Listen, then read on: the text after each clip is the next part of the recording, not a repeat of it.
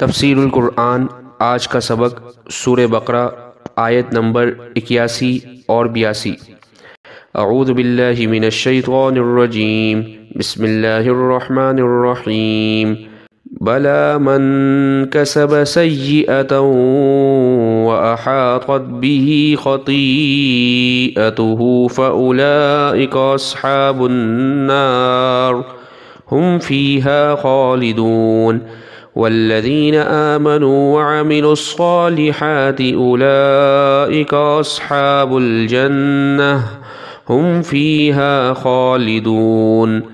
ترجمہ: ہاں، جس نے گناہ کیا اور اس کے گناہ نے اس کو گھیر لیا تو ایسے لوگ دوزخ والے ہیں، وہ اس میں ہمیشہ رہیں گے، اور جو لوگ ایمان لائے اور نیک عمل کیے یہ لوگ جنت والے ہیں، وہ اس میں ہمیشہ رہیں گے۔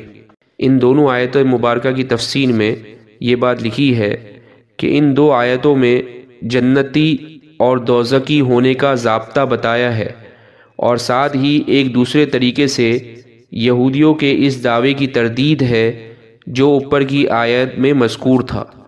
پہلی آیت میں یوں فرمایا کہ تمہارے پاس اپنے دعوے کی کوئی دلیل نہیں اور اللہ کی طرف سے تمہارے پاس کوئی سند نہیں ہے۔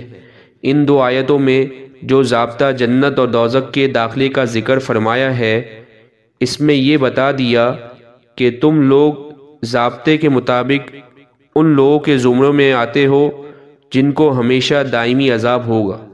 ارشاد فرمایا کہ تم جو یہ کہتے ہو کہ ہم دوزخ میں ہمیشہ نہ رہیں گے، صرف چند دن عذاب ہوگا، تمہاری بات غلط ہے، تم ہمیشہ دوزخ میں رہنے والے ہو۔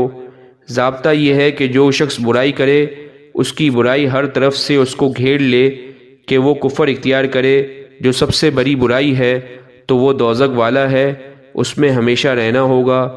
تم لوگ خاتم النبیین صلی اللہ علیہ وسلم کی نبوت اور رسالت کے منکر ہونے کی وجہ سے کافر ہو، لہٰذا ضابطے کے مطابق ہمیشہ دوزخ میں رہو گے، اور اہل جنت وہ لوگ ہیں جو ایمان لائے، جنہوں نے اللہ کے سب نبیوں کو مانا، خاتم النبیین صلی اللہ علیہ وسلم پر ایمان لائے، اللہ تعالیٰ کی آخری کتاب قرآن مجید کو مانا اور اعمال صالحہ انجام دیے، یہ حضرات ہمیشہ جنت میں رہیں گے۔ وآخر دعوانا ان الحمد للہ رب العالمین۔